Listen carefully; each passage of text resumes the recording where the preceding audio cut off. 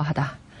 양승태 대법원장의 블랙리스트 추가 조사 거부에 항의하면서 사직서를 제출한 한 현직 부장판사가 법원 내부 통신망에 남긴 글입니다.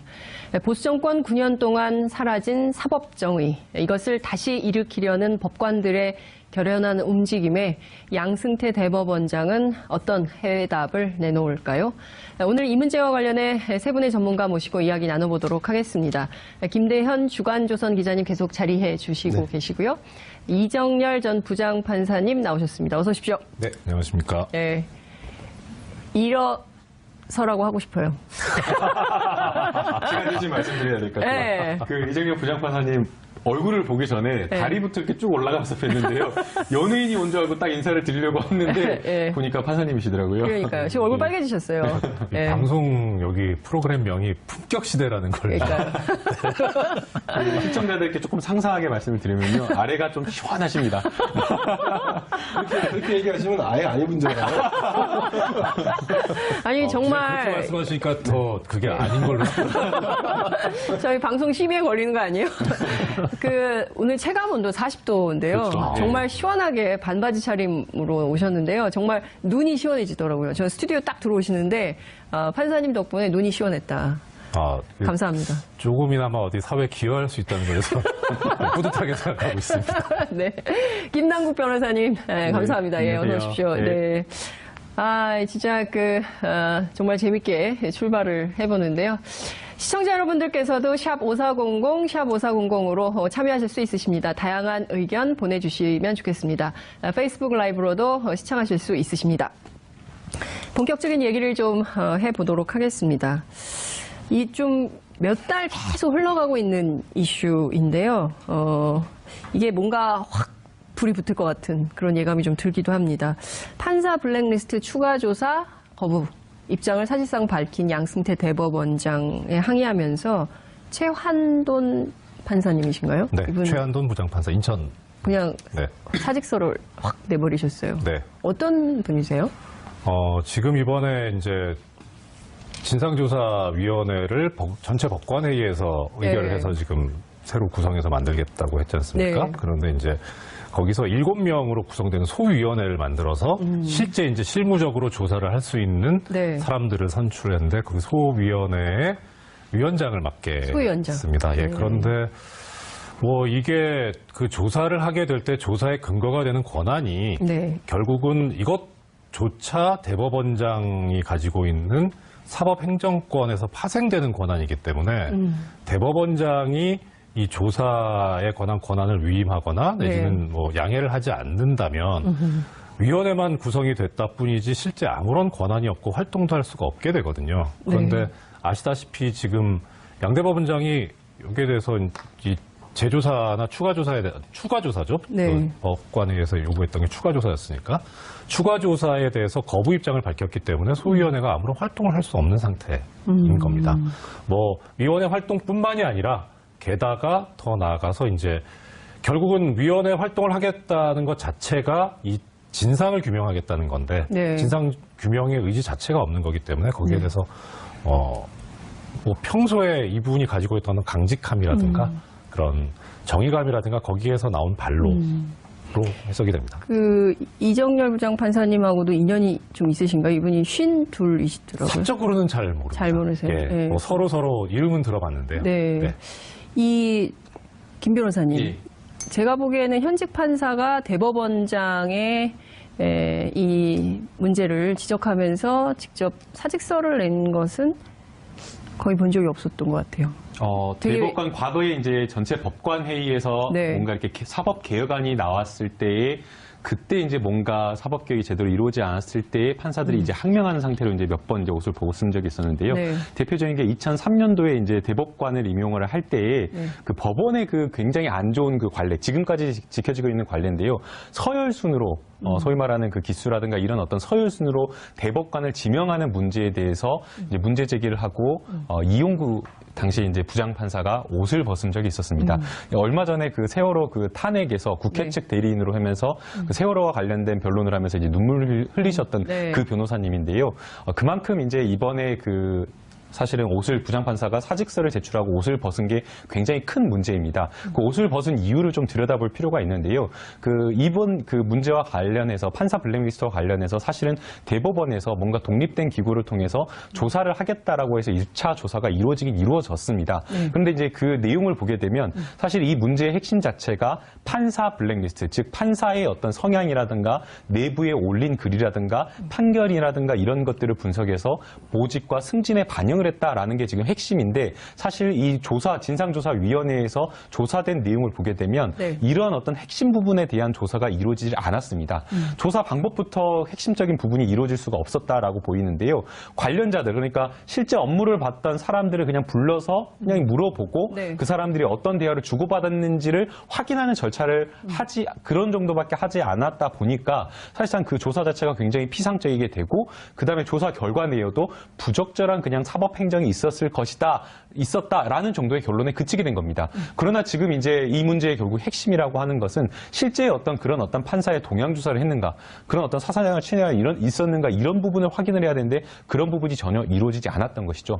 그래서 이제 그 법관회의에서 다시 정말 제대로 된 어떤 독립된 그 판사들이 소위원회를 구성을 해서 실제 그 작업을 한 판사들의 컴퓨터를 들여다봐야 된다. 거기까지 조금 볼 수 있게 해달라라는 그 요청을 하면서 추가 조사를 지금 요청하고 있는 상황입니다. 굉장히 합리적인 요구이고요. 그러니까 블랙리스트가 정말 있었다면 그게 누구였고 왜 그런 걸 했었던 것인지를 어쩌면 법원 스스로가 좀 밝혀서 그 오해를 최소화하는 것이 도리인 것 같은데 오히려 딱 이렇게 끊어버리니까 의혹은 더 증폭되고 이런 분위기에서 일하기가 판사님도 굉장히 어려울 것 같다는 생각이 좀 들기도 하는데요.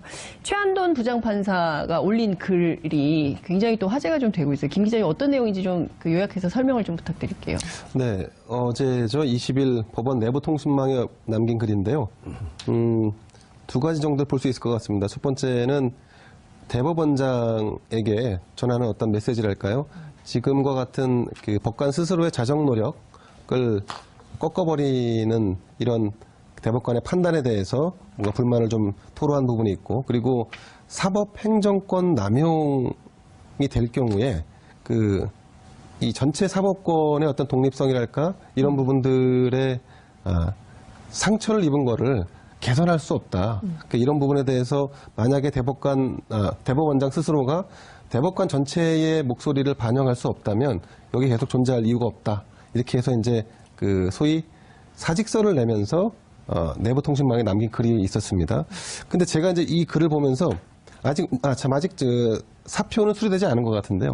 제가 이 글을 보면서 그러면 그동안에 사법부가 여러 차례 개혁을 해야 한다라고 하는 여러 파동 비슷한 일들이 좀 종래에 있었는데, 근데 그런 것이 판결에 직접적인 영향을 받았던 것인지, 아니면 인사자료 자체를 관리하지 말자라고 하는 것인지, 이걸 좀 더 명확히 구분해서 대중에게 전달하고 대중들이 이 사건을 정확히 이해한 뒤에 그런 여론과 그런 여론의 지지를 가지고 대법원장을 조금 더 설득한다든지 이런 접근이 필요하지 않나 싶은데, 지금 같은 경우는 사실 대체적인 시각이 사법부에서 판사들이 뭘 한다는데 도대체 뭔 얘기인지 잘 모르겠어. 그러면 대법원장이 나쁜 사람이라는 거야? 아니면 그 대다수의 판사들이 기존의 어떤 고위직 대법관들과 대립하는 거야?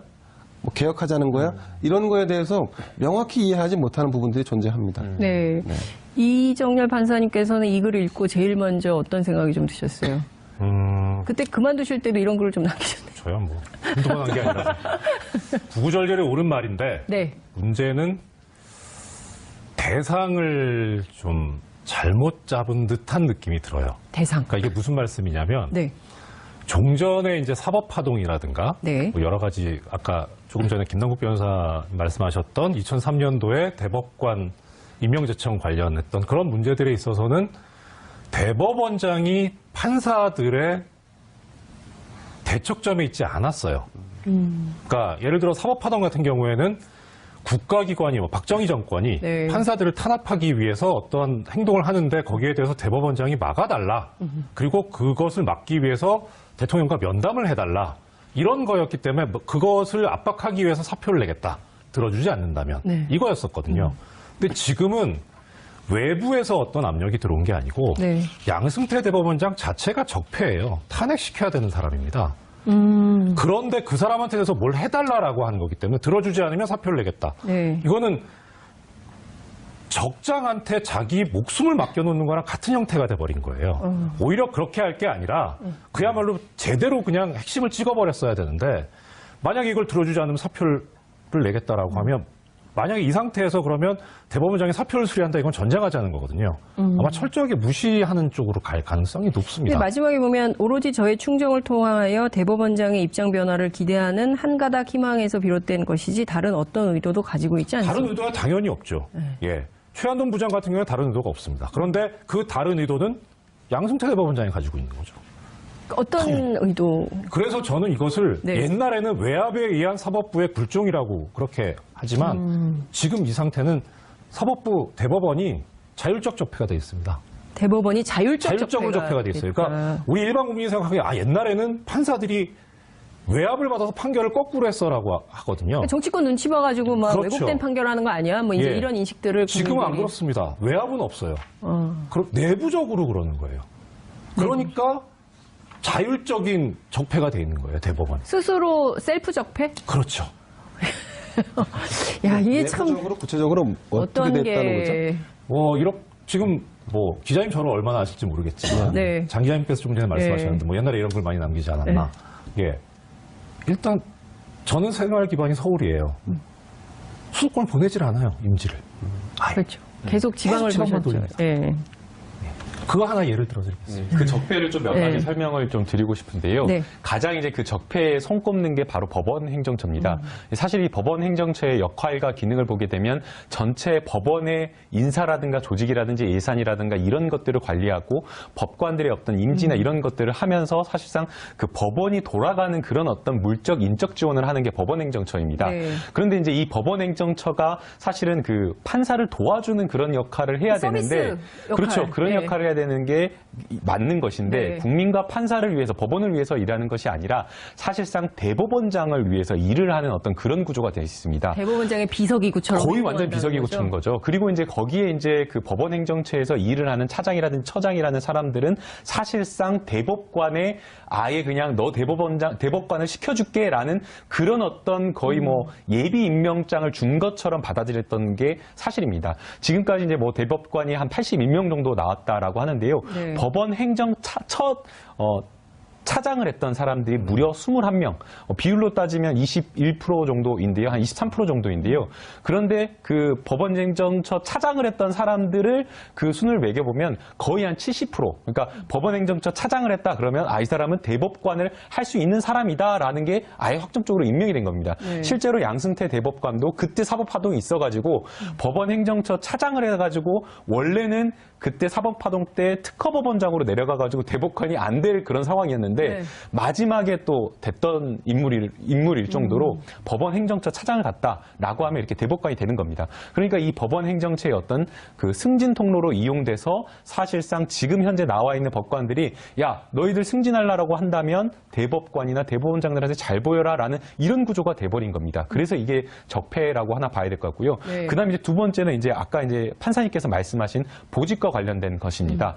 사실 이제 그 판사 같은 경우에는 보통 이제 2년에서 조금 길게는 4년 정도, 짧으면 1년 6개월 정도, 이제 거의 1년에 한 1000명 정도가 그 2월에 이제 발령이 있게 되는데 임지를 계속 뺑뺑이를 돌려버립니다. 그러니까 수도권으로 못 오게 하고 대부분의 이제 사람들이 그 수도권에 있는데 수도권에 오지 않게 하고 지방으로 돌린다거나 또 사실 판사의 역량이라고 하는 것이 어떤 사건, 어떤 법원에서 어떤 사건을 맡느냐가 굉장히 중요한데 네.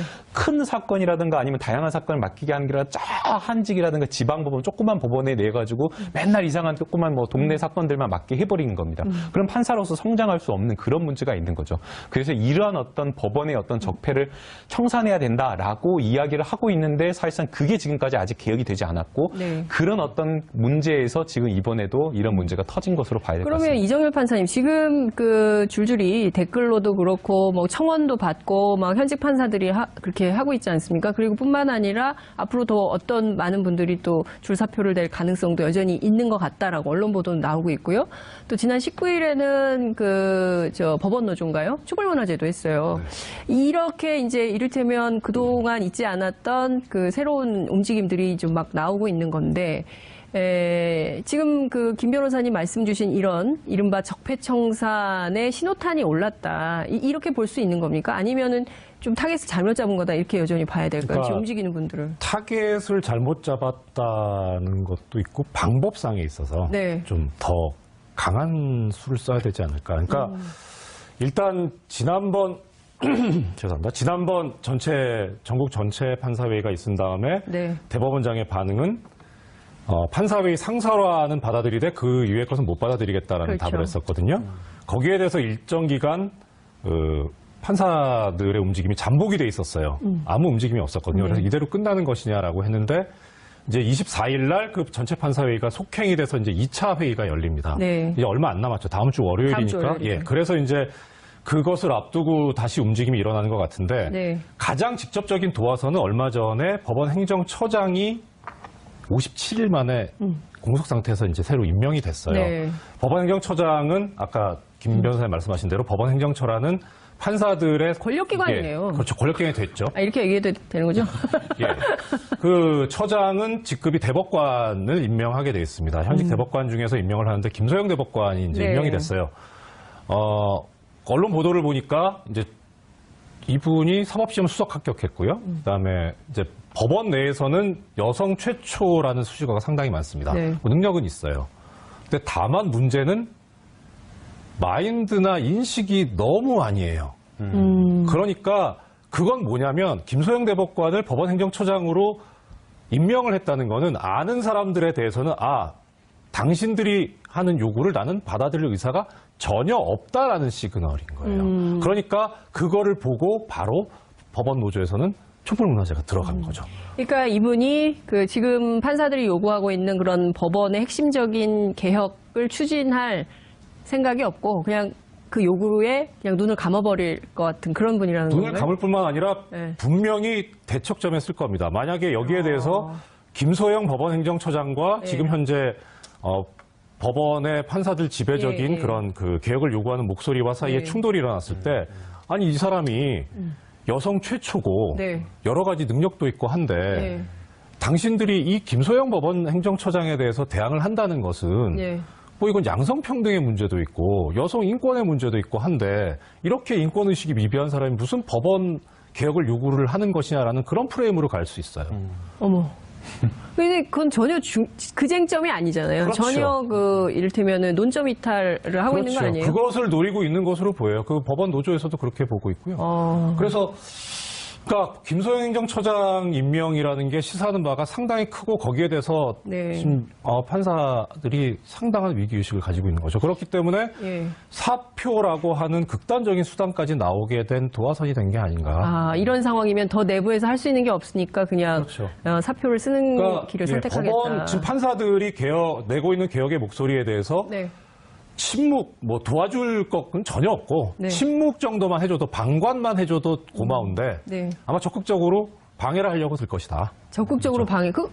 어떤 식의 방해를 할까요, 김 변호사님? 양승태 대법원장이 네. 사실 이제 내부 전산망에 이제 받아들인다라고 하면서 글을 남겼는데 전체 법관회의에 상설화를 이야기한 겁니다. 근데 이제 중요한 거는 전체 법관회의를 상설화하는 게 아니라 사법행정, 그러니까 지금 사법행정이라고 하는 것은 대법원장이 그냥 아예 법원행정처를 장악해가지고 전체 법원을 대법원장 중심으로 거의 봉건시대처럼 이렇게 한다는 게 문제거든요. 네. 그래서 중요한 것은 전체 법관회의가 상설화되는 것도 물론 중요하지만 전체 법관회의를 통해서든지 어쨌든 이 법원의 행정과 관련해서 네. 실제 일선 판사들의 의견이 반영이 돼야 된다는 게 굉장히 중요한 겁니다. 네. 그렇다고 한다면 그것을 전체 법관회의에서 결정된 어떤 의결사항이라든가 이런 것들을 어떻게 어떤 시스템에 의해서 사법행정에 참여시킬 것인가 네. 이 부분이 굉장히 중요한 것인데 그것을 논의하는 법원 행정처장을 이런 것과 관련된 인식이나 이해가 전혀 없는 사람들을 임명했다, 앉혔다라고 네. 하는 것은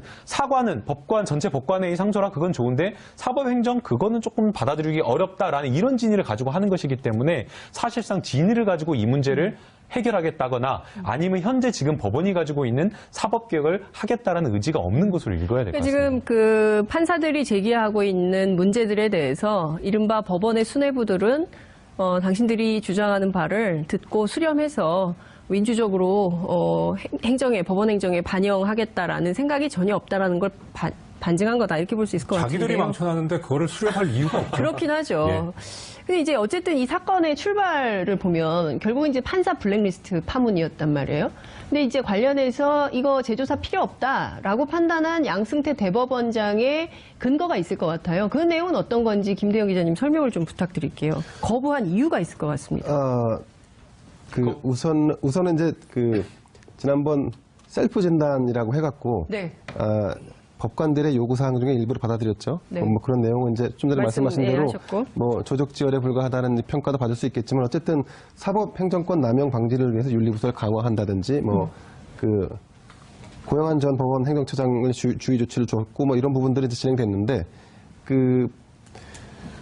제가 구체적인 내용은 어떤 내용인지 잘 모르겠는데 제가 조금 설명을 좀 해드리면요. 그러니까 이제 양승태 대법원장의 입장은 앞서 이제 김대영 기자님께서 말씀하신 대로 이인복 사법연수원 석좌 교수라고 하는 분, 그러니까 이제 일단 법원을 좀 떠나 계신 법원을 잘 알지만 법원을 떠나 계신 독립된 부분, 그래도 법원에서 약간 신망 있는 부분을 수장으로 모셔가지고 진상조사를 했다.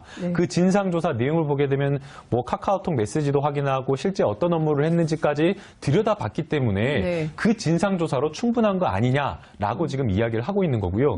사실 이 문제가 터지기 전에 진상조사를 요구를 했을 때 법원 노조에서 어떤 것을 요구를 했었냐면요. 3월 달에 이런 요구를 했었습니다. 실제 그 업무를 봤던 사람들의 컴퓨터와 서버를 완전히 동결시켜야 된다. 그대로 보존을 해야 된다. 왜냐하면 이 사람들이 어떤 증거나 이런 것들을 전부 다 폐기할 우려가 있지 않습니까? 그것이 되지 않고서는 제대로 된 진상조사를 할 수 없다라고 요구를 한 겁니다.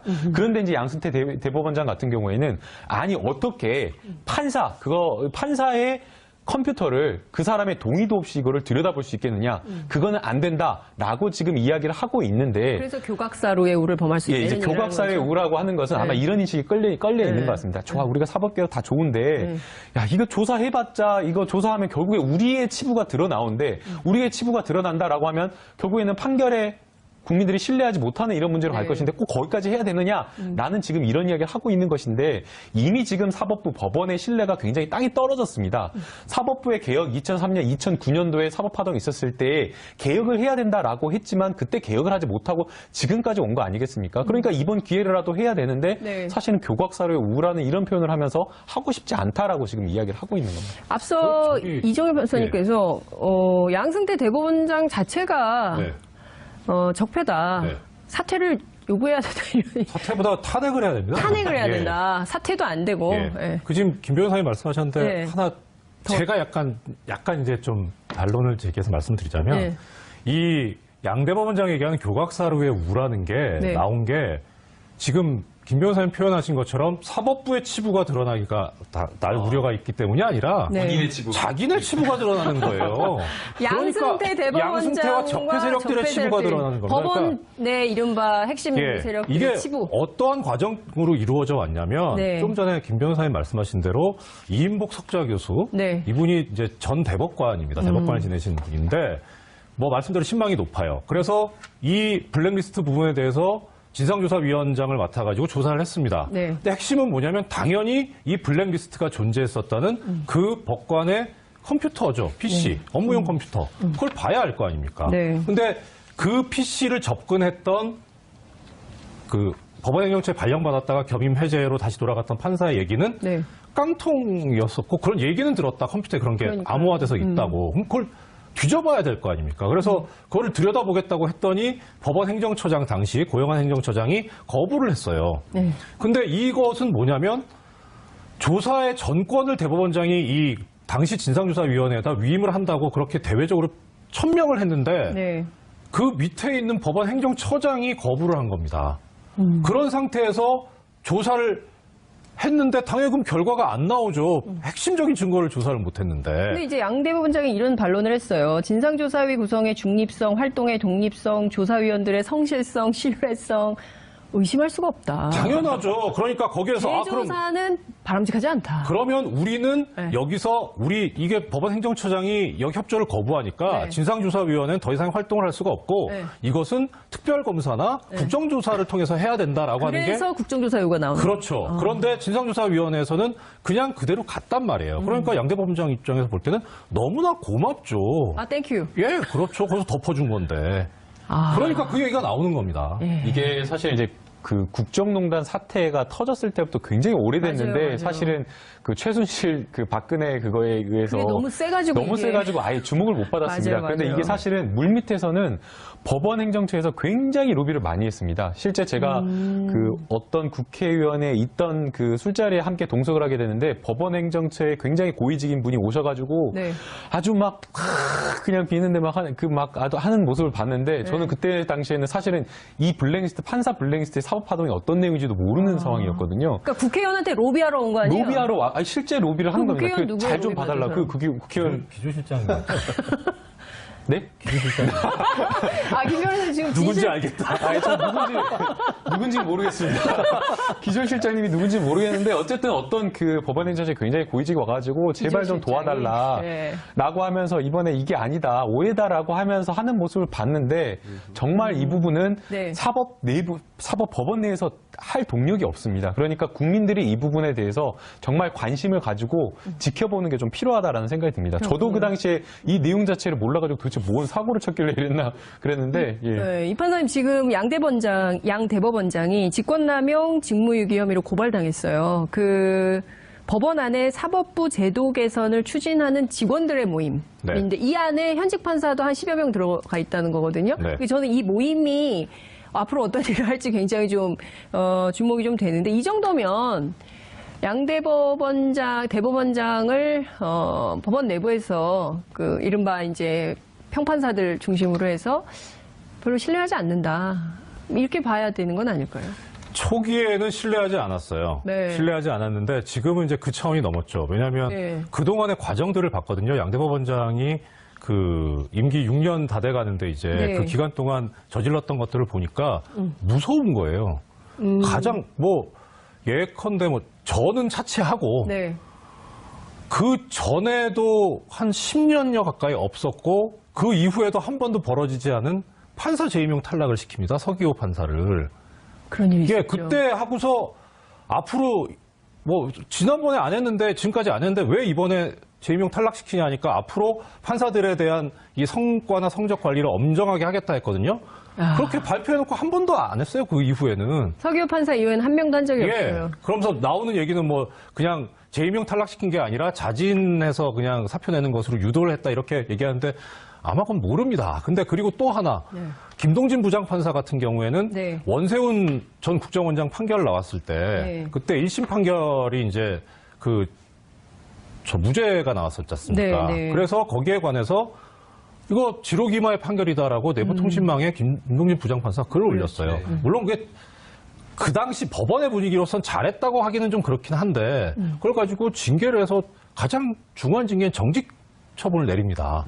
그럼 판사들이 보고 뭘 느끼겠습니까? 아, 이거 정권에 대항하는 어떤 의사를 표현했다거나 하면은 자기 자리가 위태로워지는 거예요. 이제 내가 승진을 하고도 잘 되는 걸 떠나서 재임용 탈락하던가 징계를 받는 사태가 벌어지는 겁니다. 그러면 당연히 숨어야죠. 눌러 들어가야죠. 용기 내서 적극적으로 법원 내부에 비도덕적이거나 이런 문제가 되는 비민주적인 요소들에 대해서 이게 문제다라고 말을 하면 저기 지방으로 쫓겨나거나 그렇죠. 아니면은 재임용에서 탈락하거나 이런 상황이 되기 때문에 그냥 참자.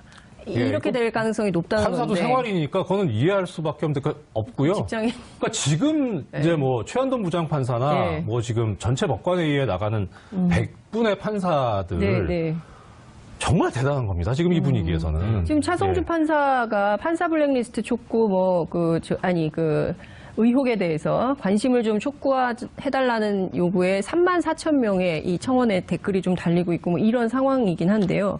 김 변호사님, 고발됐는데 양승태 대법원장 처벌 받겠습니까? 어떻게 전망하세요?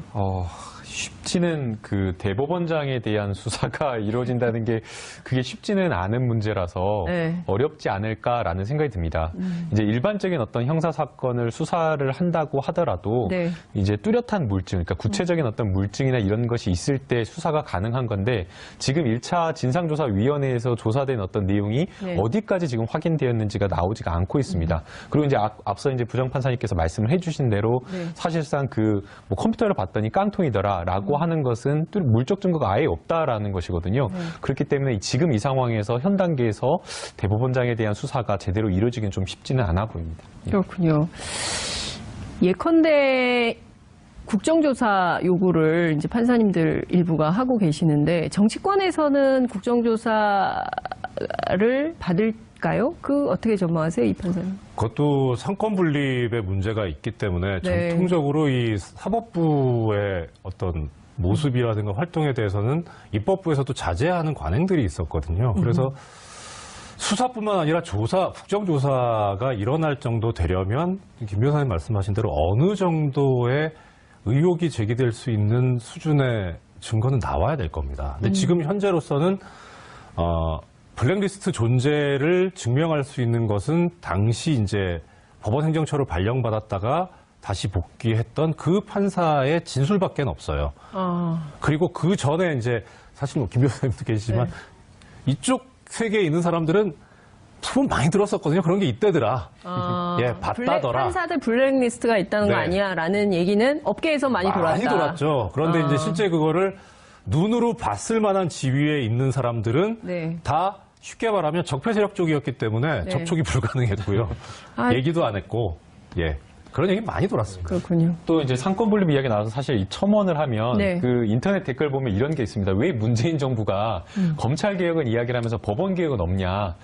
실제 공약집을 보게 되면 법원 개혁과 관련된 내용은 국민 참여 재판을 좀 활성화시키겠다라는 내용 정도밖에 없거든요. 네. 그런데 이제 그렇게 할 수 없는 게 행정부, 사법부, 입법부가 분리되어 있기 때문에 네. 문재인 정부에서 대통령이 주도적으로 법원 개혁을 할 수가 없는 상황입니다. 그래서 그런 어떤 것들이 나올 수가 없는 상황이고요. 네. 국정조사도 정치권에서 이 문제를 굉장히 주의 깊게 유의 깊게 보고 있기는 하지만 네. 이것이 자칫 이제 사법권에 대한 어떤 그 침해라든가 이런 부분으로 오해를 살 수가 있기 때문에 네. 사실상 사법 개혁 이 문제에 대한 어떤 진상 조사라든지 사법 법원의 어떤 개혁 문제라고 하는 것은 내부적으로 해야 되는 문제이고 지금 내부적으로 뭔가 막 이제 하려고 하는데 그 동력 자체가 사실상 그 개혁을 하려고 하는 그 힘 자체가 네. 대법관 회의에서 나오고 있는 것이기 때문에 네. 양승태 대법원장이 이걸 받아두지 않는 이상은 쉽지가 않다라고 보입니다. 전체 판사위. 전차 편의사. 예. 네. 그래서 이제 제가 생각을 하는 것은 결국에 그 대법원장 이제 양승태 대법원장이 나가면 네. 누가 임명되느냐. 그게 바로 임기가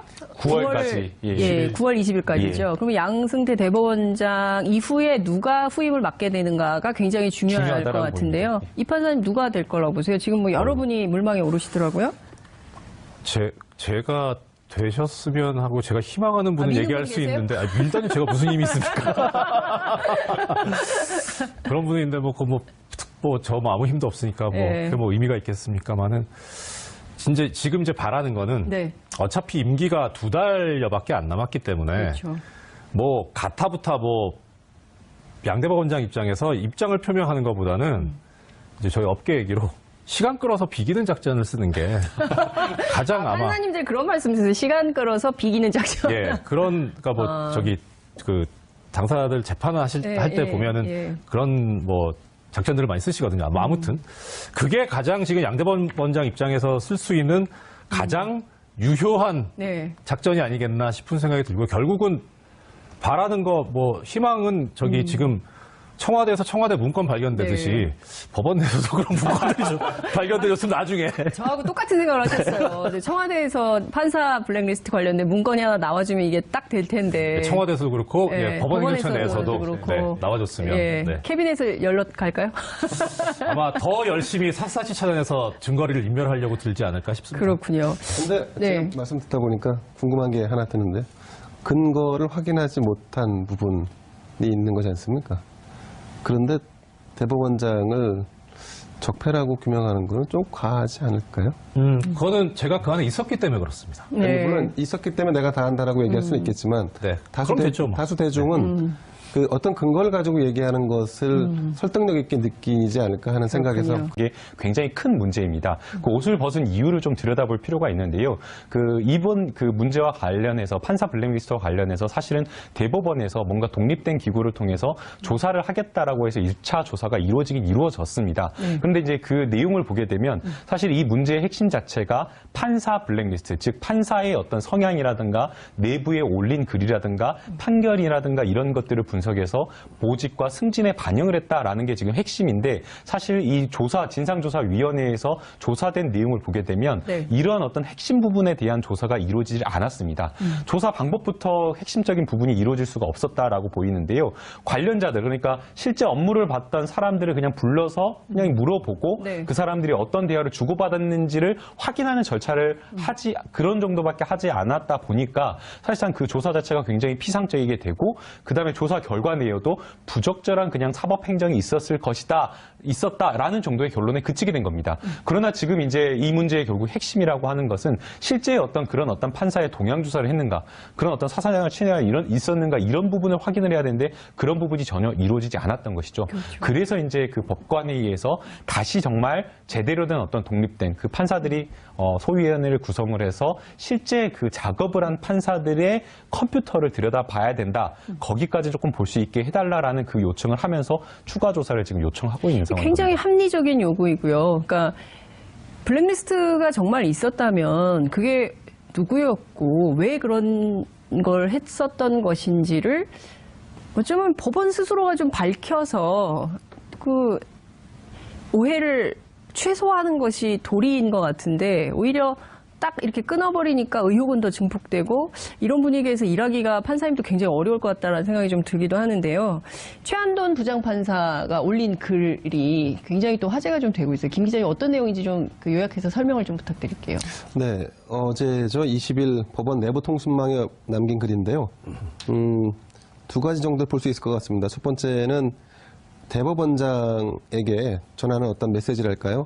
지금과 같은 그 법관 스스로의 자정 노력을 꺾어버리는 이런 대법관의 판단에 대해서 뭔가 불만을 좀 토로한 부분이 있고, 그리고 사법행정권 남용이 될 경우에 이 전체 사법권의 어떤 독립성이랄까 이런 부분들의 상처를 입은 거를 개선할 수 없다. 그러니까 이런 부분에 대해서 만약에 대법원장 스스로가 대법관 전체의 목소리를 반영할 수 없다면 여기 계속 존재할 이유가 없다. 이렇게 해서 이제 소위 사직서를 내면서 내부 통신망에 남긴 글이 있었습니다. 근데 제가 이제 이 글을 보면서 아직 사표는 수리되지 않은 것 같은데요. 제가 이 글을 보면서 그러면 그동안에 사법부가 여러 차례 개혁을 해야 한다라고 하는 여러 파동 비슷한 일들이 좀 종래에 있었는데, 근데 그런 것이 판결에 직접적인 영향을 받았던 것인지 아니면 인사자료 자체를 관리하지 말자라고 하는 것인지 이걸 좀 더 말을 해보는데요. 시청자 여러분들께서도 샵 5400, 샵 5400으로 참여하실 수 있으십니다. 다양한 의견 보내주시면 좋겠습니다. 페이스북 라이브로도 시청하실 수 있으십니다. 본격적인 얘기를 좀 해보도록 하겠습니다. 이 좀 몇 달 계속 흘러가고 있는 이슈인데요. 이게 뭔가 확 불이 붙을 것 같은 그런 예감이 좀 들기도 합니다. 판사 블랙리스트 추가 조사 거부 입장을 사실상 밝힌 양승태 대법원장에 항의하면서 최한돈 판사님이신가요? 네, 최한돈 부장판사 인천. 그냥 사직서를 확 내버리셨어요. 네. 어떤 분이세요? 지금 이번에 이제 진상조사위원회를 전체 법관회의에서 의결을 해서 지금 새로 구성해서 만들겠다고 했지 않습니까? 네. 그런데 이제 거기서 7명으로 구성되는 소위원회를 만들어서 실제 이제 실무적으로 조사를 할 수 있는 사람들을 선출했는데 그 소위원회의 위원장을 맡게 했습니다. 예, 그런데 이게 그 조사를 하게 될 때 조사의 근거가 되는 권한이 결국은 이것조차 대법원장이 가지고 있는 사법행정권에서 파생되는 권한이기 때문에 대법원장이 이 조사의 권한을 위임하거나 내지는 양해를 하지 않는다면 위원회만 구성이 됐다 뿐이지 실제 아무런 권한이 없고 활동도 할 수가 없게 되거든요. 그런데 아시다시피 지금 양 대법원장이 여기에 대해서 이 재조사나 추가조사죠. 네. 그 법관회의에서 요구했던 게 하다. 양승태 대법원장의 블랙리스트 추가조사 거부에 항의하면서 사직서를 제출한 한 현직 부장판사가 법원 내부 통신망에 남긴 글입니다. 보수 정권 9년 동안 사라진 사법정의, 이것을 다시 일으키려는 법관들의 결연한 움직임에 양승태 대법원장은 어떤 해답을 내놓을까요? 오늘 이 문제와 관련해 세 분의 전문가 모시고 이야기 나눠보도록 하겠습니다. 김대현 주간조선 기자님 계속 자리해 주시고 계시고요. 이정열 전 부장판사님 나오셨습니다. 어서 오십시오. 네, 안녕하십니까. 네. 일어서라고 하고 싶어요. 제가 대신 말씀드려야 될 것 같아요. 네. 그 이정엽 부장판사님 얼굴을 보기 전에 다리부터 이렇게 쭉 올라가면서 뵀는데요. 연예인이 온 줄 알고 딱 인사를 드리려고 했는데 보니까 판사님이시더라고요. 그러니까요. 지금 얼굴 빨개지셨어요. 네. 방송 여기 프로그램 명이 품격시대라는 걸. 그러니까요. 그 시청자들께 조금 상세하게 말씀을 드리면요. 아래가 좀 시원하십니다. 그렇게 얘기하시면 아예 안 입은 줄 알아요. 아니 정말 그렇게 말씀하시니까 더 그게 아닌 걸로. 저희 방송 심의에 걸리는 거 아니에요? 오늘 체감 온도 40도인데요. 그렇죠. 정말 시원하게 반바지 차림으로 오셨는데요. 정말 눈이 시원해지더라고요. 저 스튜디오 딱 들어오시는데 판사님 덕분에 눈이 시원했다. 감사합니다. 조금이나마 어디 사회에 기여할 수 있다는 거에서 뿌듯하게 생각하고 있습니다. 네. 김남국 변호사님, 네, 감사합니다. 예, 어서 오십시오. 네. 진짜 정말 재밌게 추가조사였으니까. 추가조사에 대해서 거부 입장을 밝혔기 때문에 소위원회가 아무런 활동을 할 수 없는 상태인 겁니다. 위원회 활동뿐만이 아니라 게다가 더 나아가서 이제 결국은 위원회 활동을 하겠다는 것 자체가 이 진상을 규명하겠다는 건데 진상 규명의 의지 자체가 없는 거기 때문에 거기에 대해서 평소에 이분이 가지고 있던 강직함이라든가 그런 정의감이라든가 거기에서 나온 발로 해석이 됩니다. 이정열 부장판사님하고도 인연이 좀 있으신가요? 이분이 52이시더라고요. 사적으로는 잘 모릅니다. 잘 모르세요? 예, 네. 서로 이름은 들어봤는데요. 네.